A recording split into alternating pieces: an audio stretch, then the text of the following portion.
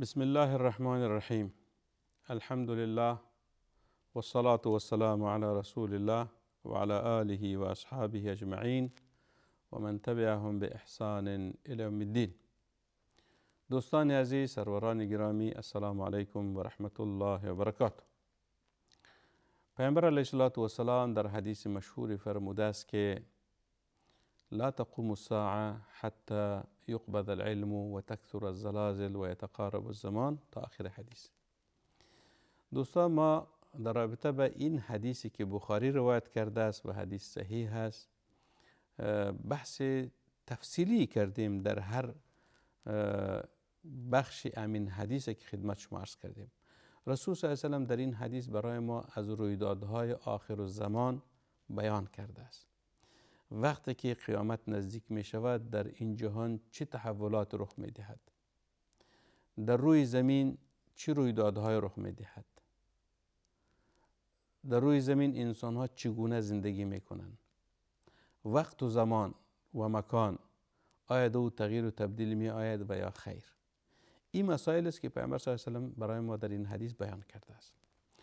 بخش اول حدیث معنایشی بود که پیامبر صلی الله علیه و سلم فرمود که قیامت تا وقتی برپا نمی شود تا که خداوند علم را از روی زمین بلند نکرده باشد.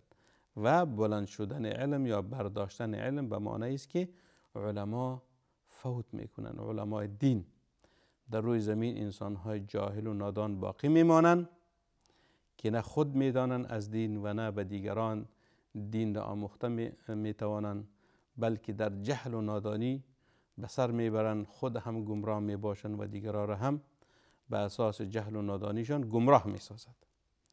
این چی بود؟ این اولین تحول است که در روی زمین رخ میدهد.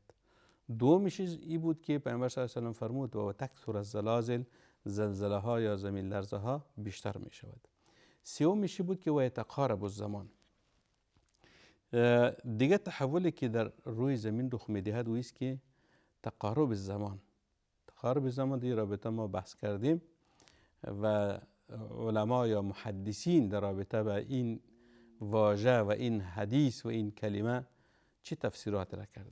ما قبلا هم در رابطه بحثای کردیم که او بحث به یک معنایش سرعت وقت بود و امروز در رابطه به انواع سرعت وقت صحبت میکنیم و تفسیرهایی که علما و محدثین در رابطه به این حدیث کردن او چی هست. و یتقارب الزمان، هدف از تقارب زمان چیست؟ اول است که یک حقیقت باید ما به اون متوجه باشیم. زمان وقت میگوید.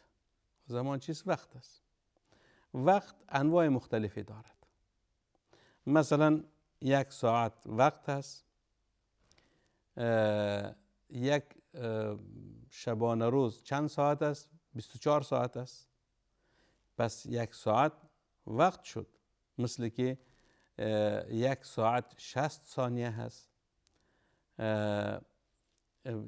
مثلا یک ساعت 60 دقیقه هست و یک دقیقه 60 ثانیه هست و یک دقیقه 60 ثانیه هست.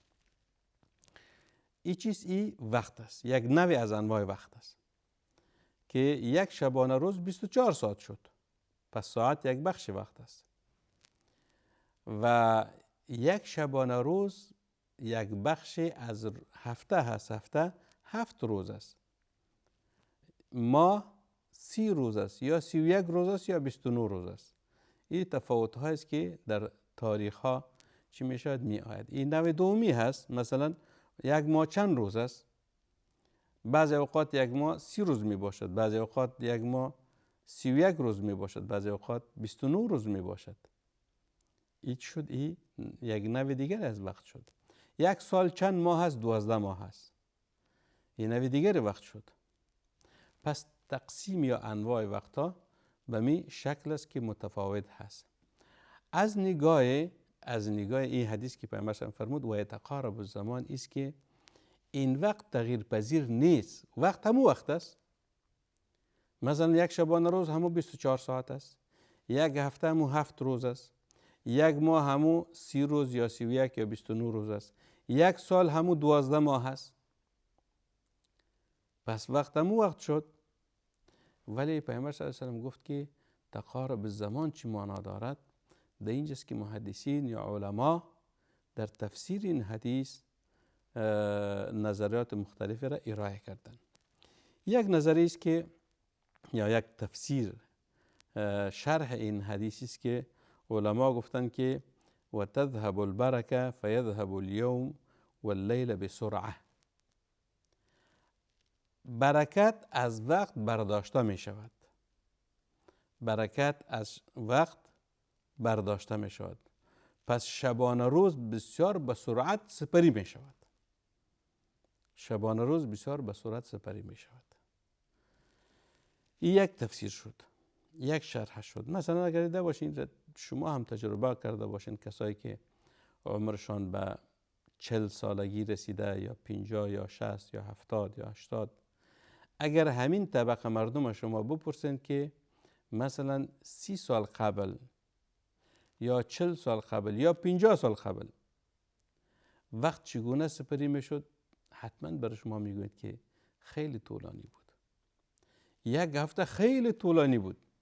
مثلا هفته که 40 سال قبل بود، مردم چگونه او را سپری میکردن. اول روز چقدر طولانی بود، صبح شد، باز ظهر است، باز عصر است، باز مغرب است، باز عشاء است، بسیار یک روز طولانی می بود. شب به همین قسم طولانی می بود. هفته خیلی طولانی می بود. روز جمعه آمد، مردم چقدر انتظار روز جمعه را می کشیدن. باز بعد از مثلا ماه رمضان آمد، خیلی طولانی، یعنی بعد از مدت زمان طولانی رمضان استقبال میکردن. باز موسم حج آمد، یعنی وقت همو وقت بود ولی به سرعت سپری نمیشد. خداوند در وقت یک نوع برکت گذاشته بود. حال شما ببینید، همون طبقه یا همون نسلی که عمرشان به 50 و 60 و 70 رسیده است، اگر از اونها بپرسند که 50 سال قبل شبانه روز چگونه سپری میشد، امروز چگونه سپری میشود. ببینید، خودتان تجربه کنید دوستان. چند روز قبل جمعه بود، نه چند روز بعد از جمعه میاد، چقدر سریع میگذرد. خطبه جمعه گفته شد، جمعه آمد، جمعه رفت، باز دوباره جمعه آمد. یعنی همین سرعت وقت یکی از نشانه های قیامت است که پیامبر صلی الله علیه و آله را به نام تقارب الزمان یاد کرده است. از وقت برکت می رود و وقت بسیار به سرعت سپری می شود. یک شرح از شرح این حدیث است. دوم چیز، وقیل المراد یتقارب اهل ذلك الزمان فی الشر و عدم الخیر. یعنی شر بیشتر می شود و خیر کمتر می شود. اهل خیر کمتر می باشند و اهل شر بیشتر می باشند. اکثر وقت انسان ها در شر سپری می شود، در خیر سپری نمی شود.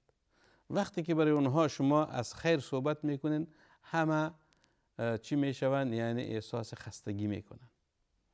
وقتی که از شر صحبت می شود، همه بانشاط می شینند. و این یک بسیار مثال زنده ایش ایست. شما ببینید که یک شخصی است برای تلویزیون نشسته است، برنامه های مثلا بدون از اینکه دو یا فایده دینی باشد یا دنیوی باشد، یعنی برنامه های بسیار که خلاف شرع هست و یا مثلا حتی خلاف شرع مباح هست. انسان خسته نمی شود. ورزش ها را می بینن، مسابقات ورزشی را، هیچ خسته نمی شود. 12 ساعت 13 ساعت 15 ساعت می نشینن، مسابقه از بین فلان کشور و کشور دیگری، خسته نمی شوند. ولی همین شخصی که در جلو تلویزیون نشسته است، این مسابقات می بینن، 10 ساعت 15 ساعت خسته نمی شود از این برنامه ها. ولی همین شخص وقتی که به مسجد می رود، نماز مثلا فجر 10 دقیقه می شود، خیلی خسته می شود همین شخص. وقتی که به خانه برمیگردد میگه امام خیلی نماز طولانی خواند، نمازش خیلی طولانی بود. در بعضی کشورها باز بعضی انسانها خیلی بیادب هم می باشن که میگوید که ما خسته شدیم از نماز. این بیادبی است در حق دین، در حق خداوند، در حق علمای دین. انسان نباید بگوید که ما خسته شدیم از نماز. از مسائل دنیوی خسته نمی شود ولی از مسائل دین خسته می شود. یا قرآن تلاوت کند. قرآن نیم ساعت اگر تلاوت کند میگه من خسته شدم. ولی اگر برای موبایل 10 ساعت نشسته باشد خسته نمیشود. در موبایل چی هست؟ یعنی کدام برنامه خوب مردم نمیبینن، همش ضیاع وقت است یا همش چیزهایی است که بیشترش خلاف دین هست. جوانای ما، خواهرها، برادرها، خردسالا، کلانسالا همه دی فتنه غرق هستند. اگر شما بر یک شخص یک موبایل بگذارین و در پهلوش یک قرآن بگذارین، این موبایل 10 ساعت میبینه، شب و روز خسته نمیشود. اگر بگوین که قرآن تلاوت کنین خسته میشود. این چیزی خیر و شر هست. پس یک تفسیری که مفسرین کردن میگه یک مرادش تقارب زمانی است که اهل شر چی میشوند؟ بیشتر میشوند از اهل خیر. دیگه میگه شرح حدیثی است که وقیل تتقارب صدور الدول تطول مدت احد لکثرت الفتن، یعنی فتنه ها در آخر زمان چی میشود؟ زیاد میشود. امام نووی رحمه الله که یکی از علمای برجسته این امت هست، در شرح این حدیث میگوید که حتی یقترب الزمان معناه حتی تقرب القیامه. میگه تقارب زمان به این معنی است که دیگر قیامت نزدیک میشود و نزدیکتر میشود. و کرمانی هم گفته است که معناه قرب الزمان العام من الزمان الخاص و هو یوم القیامه و عند قرب یقع ما ذکر من الامور المنکره. یعنی یکی زمان عام است و یکی زمان خاص است و هدفش چیست؟ میگه قرب زمان یا نزدیک بودن امی زمان عام است نسبت به زمان خاص. این چیزی دیگه تفسیر شرح حدیث بود که علما نموده هم. و یک شرح دیگری که علما در رابطه به این حدیث نمودن که و یتقارب الزمان، همین نقطه‌ای که قبلا هم خدمت شما عرض کردیم دوستا، او تفسیرش خیلی جالب است. او شرح حدیث که برکت از وقت چی می شود؟ برداشته می شود. در وقت برکت نیست. اگر شما دیده باشید یک اصطلاح عام است یا یک اصطلاح عامیانه است که میگوین فلانی یک شخص بی برکت است، نه در زندگیش برکت است، نه در اولادش، نه در عیالش، نه در مالش، نه در وقتش. دیگه چیز برکتی است. به این معنی است که یک شخص خیلی پولدار هست، مالدار هست، مال و دارایی خیلی زیادی دارد، ثروتمند هست، ولی در این مال و داراییش برکت نیست. هر چیز دارد، تمام انواع خوراکباب یا نوشاباب از او استفاده می کند، خیلی خانه های بزرگ و قشنگی دارد ولی احساس راحت نمی کند. چه معنی است که خداوند از وقت و زندگی این شخص برکت برداشته است. عین زندگی یک شخص فقیر هم دارد، در یک خانه خیلی ساده و خرد زندگی می کند، با فرزندش، با عیالش، از وسایل دنیا، امکانات دنیا چیز بیشتری ندارد ولی خیلی راحت هست. اون شخص فقیر خداوند در زندگیش برکت انداخته است و این شخص ثروتمند خداوند برکت را از وقتش برداشته است. این یک نوع برکت شد. شما فکر نکنید که یک شخصی در یک قصر زندگی می کند، آرگاه و بارگاه دارد، خیلی خوراک و نوشاک و امکانات زندگیش خیلی زیاد هست، شما فکر نکنید که او راحت است. یا مثلا اگر ببینید در عصر فیلی فلانی پادشاه هست، وزیر هست یا والی هست یا دیگه امی منصبه های دنیوی، شما فکر نکنید که امی پادشاه خیلی راحت است. نه خیر. شاید ما و شما یا یک شخص فقیر از او که صدها بار زندگیش راحت تر باشد نسبت به این شخصی که او پادشاه هست، ثروت دارد، مال دارد، دارایی دارد. پس زندگی فقیرانه کدام عیبی نیست. خداوند برای انسان در وقتش، در مالش، در عیالش برکت انداخته است. پس برکت یک چیزی معنوی است که او را ما به چشم نمیبینیم ولی احساس میکنیم. احساس میکنیم.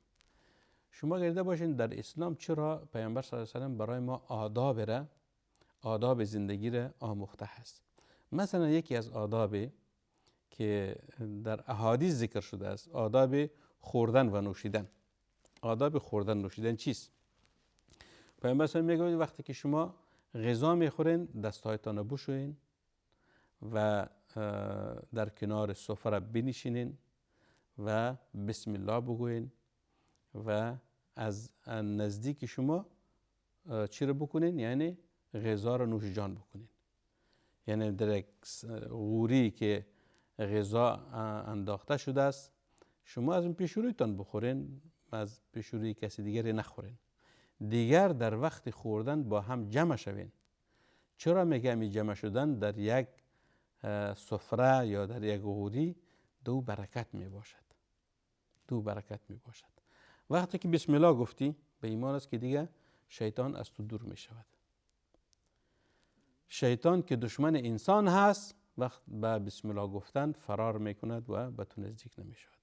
وقتی که با تو شیطان همنشین شد بعد از او تمام برکت ها هست تو چی می شود؟ از بین می رود، برداشته می شود. دوم به دست راست خوردن، از پیش رویت خوردن. میگه خداوند در همین غذا برکت را چی میکند؟ فرو می آورد. حتی در حدیث دیگر است که از وسط غوری یا صحن شما نخورین، چرا که برکت در وسط همو صحن چی می شود؟ نازل می شود. هر قدر می خورید و خلاص نمی شود. تعداد زیاد است ولی بسم الله گفتین با آداب مسنونه غذا نوش جان میکنین، خداوند در این غذا برکت می اندازد. این برکت شد. این برکت شد. و یا مثلا برکت دیگری که انسان او را میبیند یا احساس میکنه ما شما در وقت انسان برکت است.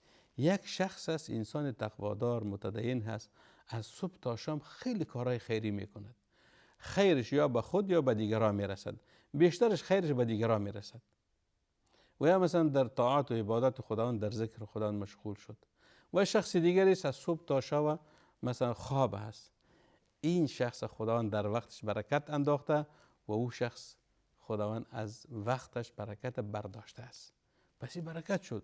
هر دوش بالاش همین 24 ساعت میگذرد ولی این انسان استفاده اعظمی کرد از وقت و این انسان محروم شد از چی؟ از استفاده از این وقت. از وقت خود هیچ استفاده نکرد. این معنای چیست؟ این معنای برکت در وقت است. و نمونه های زیاد دیگری هم دارد.